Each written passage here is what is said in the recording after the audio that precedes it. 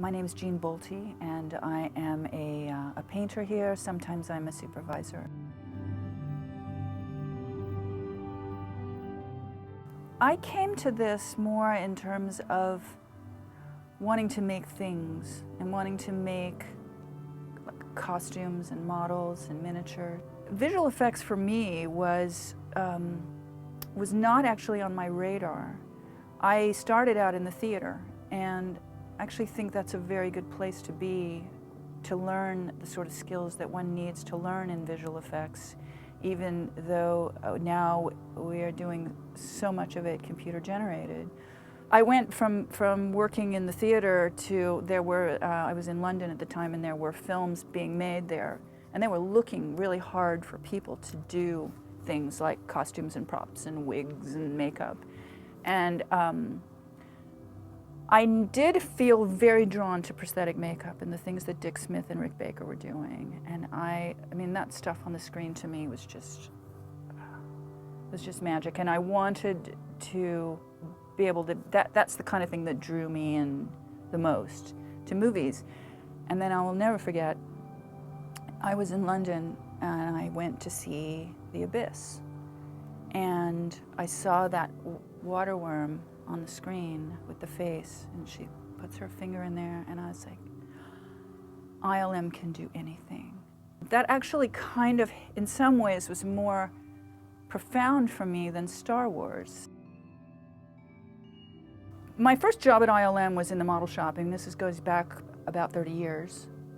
And so back then in the model shop there was the capacity to do a wide range of things. When the company so generously trained us all, those who wanted to be computer graphics artists, that at that time it was really kind of necessary to focus on something. So painting seemed like a natural place for me to go.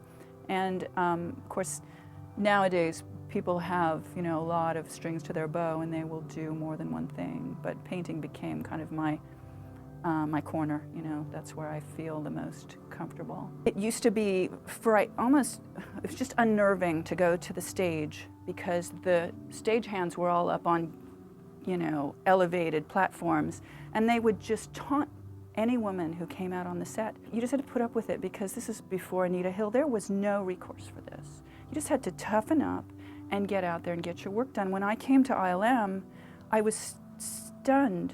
And this again was before Anita Hill. It was just that the culture here at ILM was that I was treated with great respect.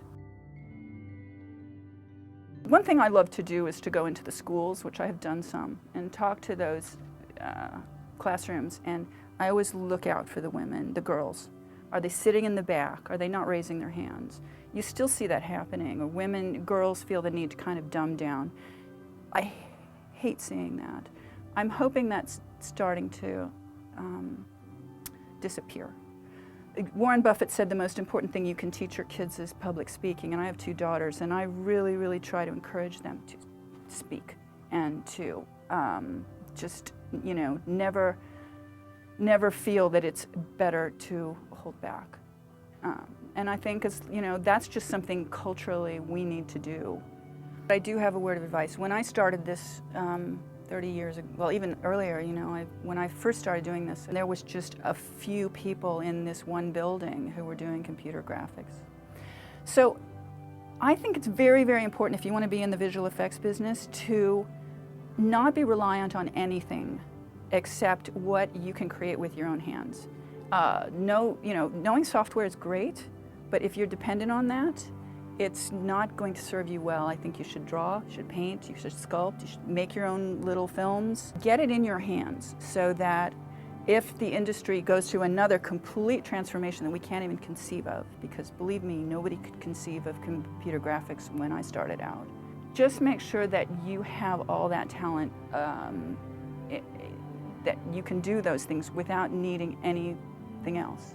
Just use the most primitive tools possible, paper, pen, paint, clay. Then you will always be able to work in whatever medium it comes up, because in 10 or 20 years it's going to be completely different than it is right now.